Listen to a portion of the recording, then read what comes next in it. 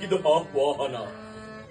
ಚತುರ್ದಶ ಭುವನ ಬ್ರಹ್ಮಾಂಡವನ್ನು ಅಂಕಿಯಲ್ಲಿಟ್ಟುಕೊಂಡಿರುವ ಈ ತಿರಿಗರ್ವ ಸಂಜಾತನಿಗೆ ಸಂಖ್ಯೆ. ಯಕ್ಷ ಗಂಧರ್ವ ದೇವದಾನರು ನನಗೆ ಸಮರಿಲ್ಲ. ಬ್ರಹ್ಮಾಂಡದಲ್ಲಿ ನನಗೆ ಎದುರಾಡುವ ಧೀರರಿಲ್ಲ. ಹೀಗಿದ್ದರೂ ನನ್ನ ಮನಸ್ಸಿನೇಕೆ ಈ ಕಳವಳ? ನನ್ನ ಮನಸ್ಸಿನೇಕೆ ಕಳವಳ?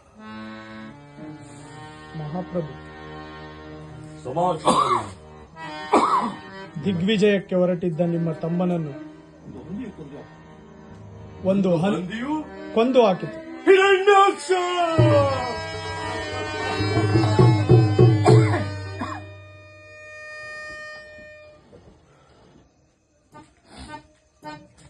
ಸಮಾಧಾನ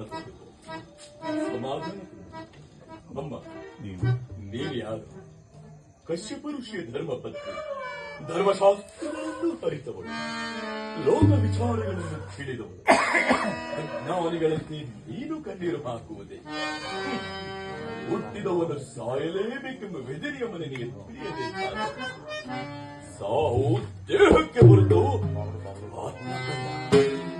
ನನ್ನ ತಮ್ಮ ಸಾಮಾನ್ಯನಲ್ಲ. ಅವನನ್ನು ಎದುರಿಸುವ ವೀರರು ಧೀರರು ಚತುರ್ದಶ ಮೂಲಗಳೆಲ್ಲ ಯಾರು ಇಲ್ಲವೆಂಬುದು ನನಗೆ ಆ ಹರಿ ಕೇವಲ ಹಂದಿಯ ವೇಷಧಾರಿಯಾಗಿ ಬರಬೇಕಾಗಿದೆ.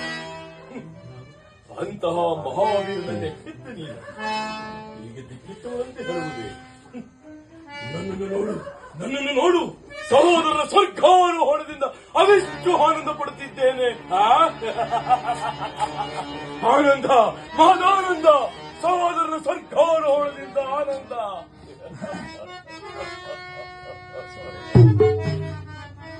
ಸಹೋದರ ಹಿರಣ್ಯಾಕ್ಷ, ಹಲವು ಗಳಿಗೆಯಲ್ಲಿ ನನಗಾಗಿ ಪ್ರಾಣವನ್ನೇ ಬಲಿಕೊಟ್ಟು ದಿಗ್ವಿಜಯ ಸಾಧಿಸುತ್ತೇನೆಂದಿದ್ದೀಯೋ.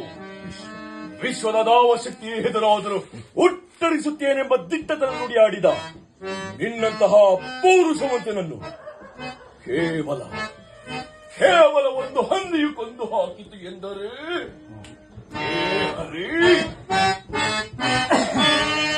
ಹೇಳಿ ಹರಿಯೇ